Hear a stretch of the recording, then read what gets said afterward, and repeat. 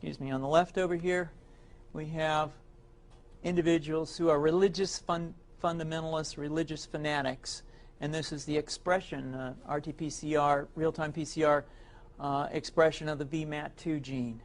Over here, we have individuals. So let me complete. So over here, we have individuals who are not particularly fundamentalists, not particularly religious, and you can see there's a much reduced expression of this particular gene, the VMAT2 gene. Another evidence that supports our hypothesis for the development of this approach. What you see here is by spreading this virus, we're going to eliminate individuals from donning on a bomb vest and going into a market and blowing up the market. So our hypothesis is that these are fanatical people, that they have overexpression of the VMAT2 gene, and that by vaccinating them against this, we'll eliminate this behavior.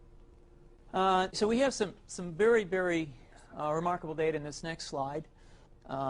Here we have two brain scans. These are fMRIs. These are two different individuals with different levels of expression of VMAT2. On top is an individual who's a religious fanatic, an individual, and we've repeated this numerous times, that has high levels of VMAT2. Now, this individual down here who had low levels of the VMAT2 gene, this individual would self-describe as not particularly religious. In each case, these individuals were read a religious text.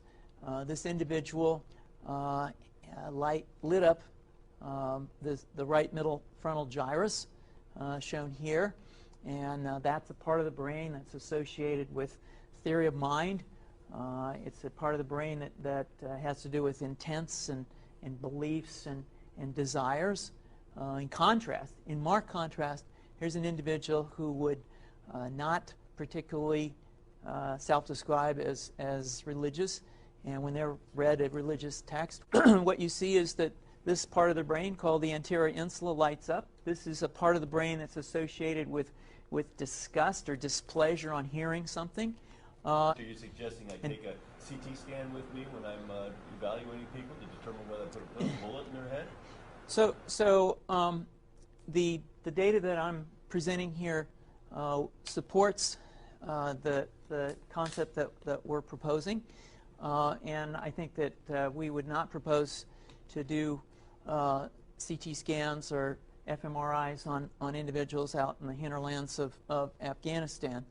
The virus would immunize against this VMAT2 gene, and that would have the effect that you see here, which is it's essentially to turn a fanatic into a normal person.